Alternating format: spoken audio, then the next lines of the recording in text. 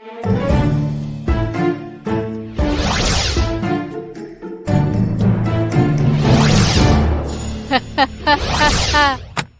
बार रामू, पप्पू और छन्नू एक कार में घूमने जा रहे थे।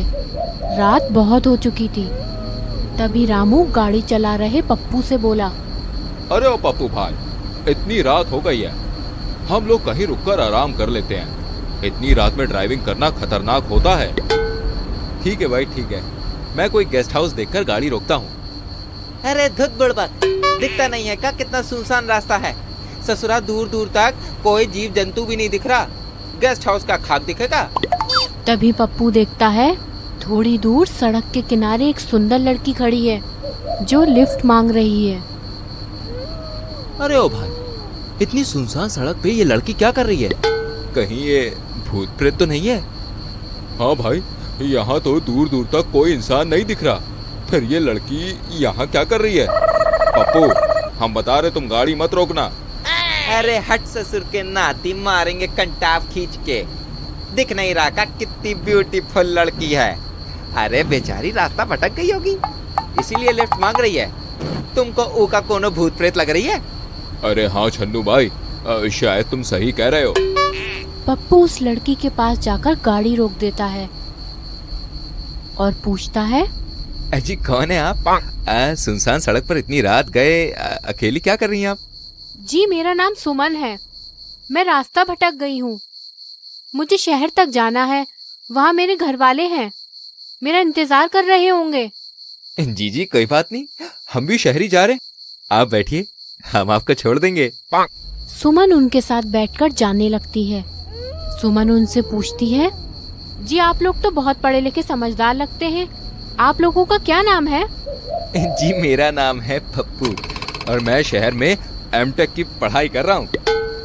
जी मेरा नाम है रामू और मैं सीए की पढ़ाई कर रहा हूँ। फिर सुमन छन्नू से पूछती है, जी और आप, आपका क्या नाम है?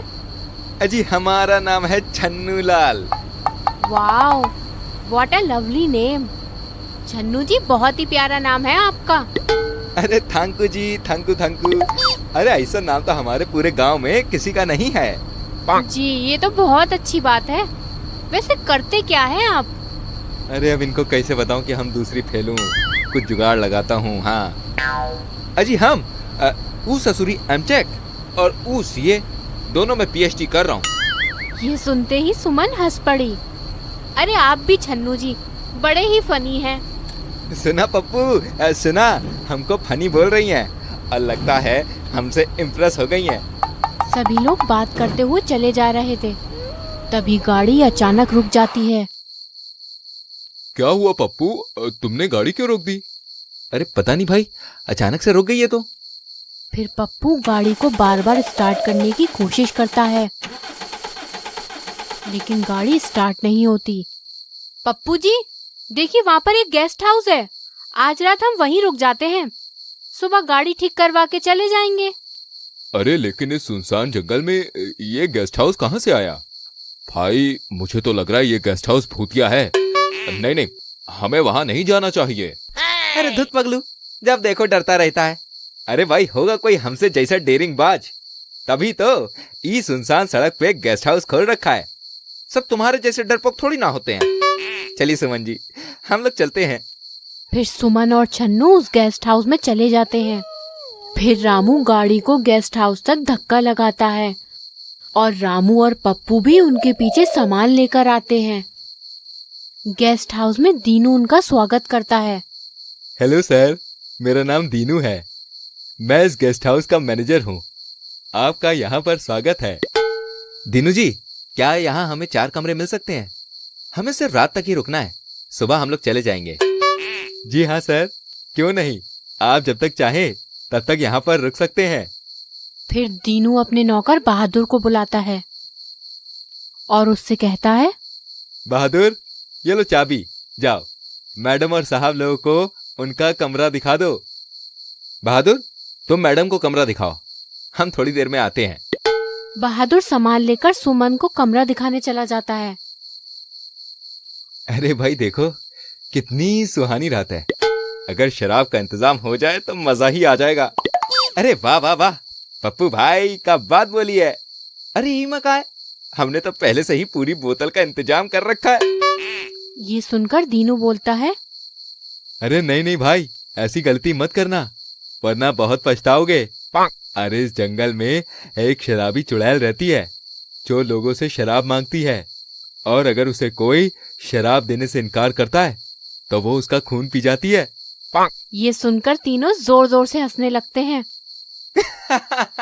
अरे धुत बड़बक, ई का नाम शनाब बके जा रहे हो हैं?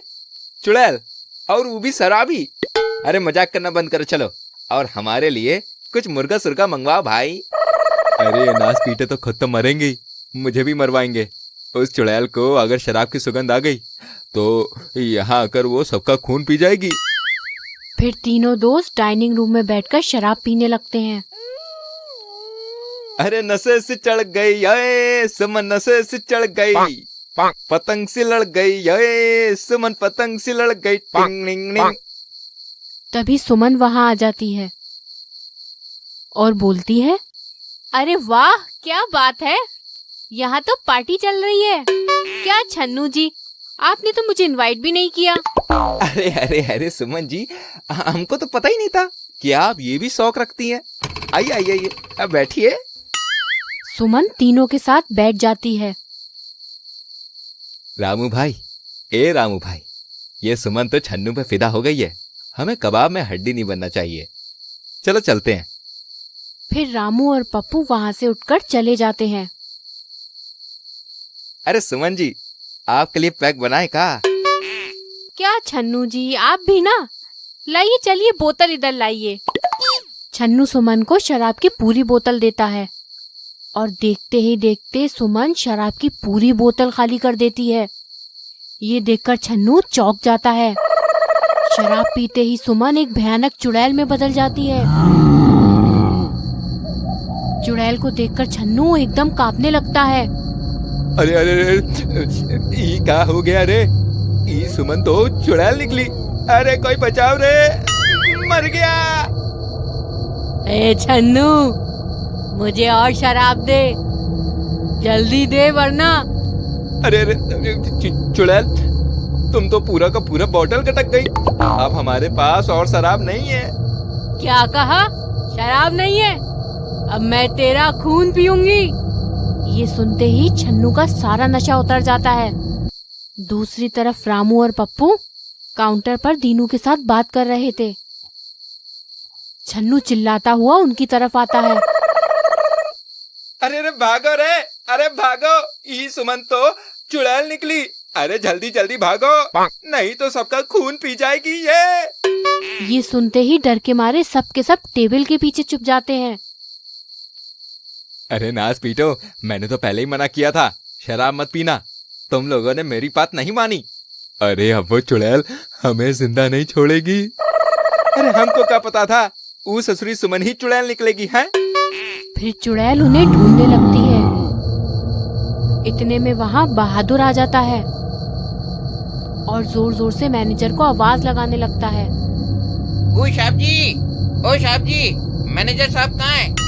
अरे ये कम बखत बहादुर खुद तो मरेगा ही, हमें भी मरवाएगा तीनों। तुम जवाब बिल्कुल मत देना, वरना वो चुड़ैल हमें देख लेगी। बहादुर की आवाज सुनकर चुड़ैल वहाँ आ जाती है और बहादुर को मार देती है। अरे मर गए रे, कितनी खतरनाक चुड़ैल है। दीनू भाई, अब हम नहीं बचेंगे, हमें इस चुड़ैल को खत्म करना होगा, तभी हम बच सकते हैं। मेरे पास एक तरकीब है, सुनो सब लोग जरा ध्यान से।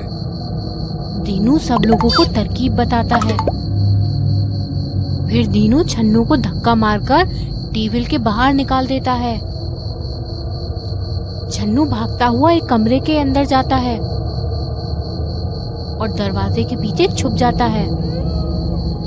चुड़ैल उसका पीछा करते हुए कमरे के अंदर आ जाती है और छन्नू बाहर निकलकर कमरे को बंद कर देता है और चुड़ैल उस कमरे में कैद हो जाती है।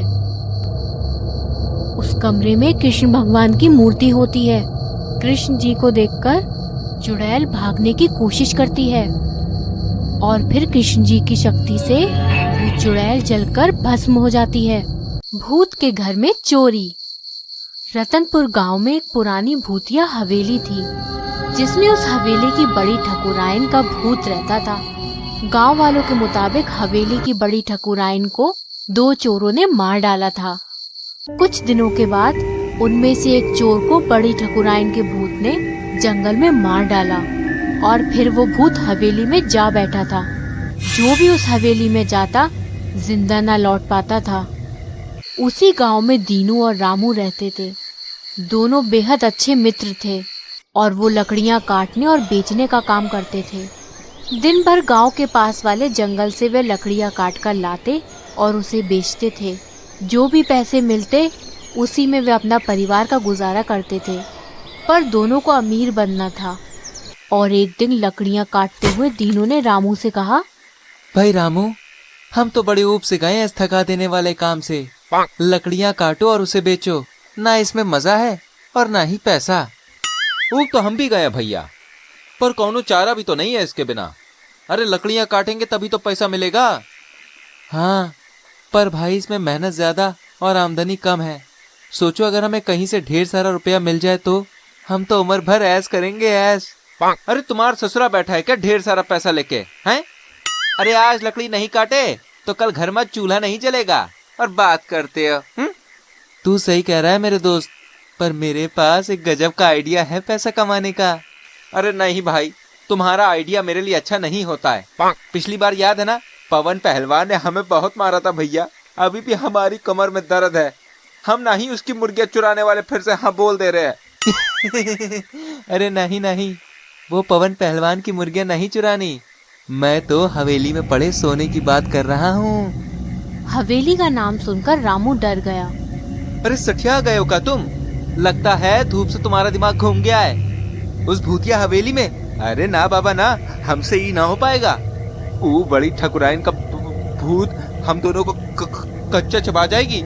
और भैया सुन लो, हमें वैसे भी कोई जल्दी नहीं है मरने की। अभी तो हम जवान हो भाई। अरे भाई तनिक सुनो तो मेरी बात।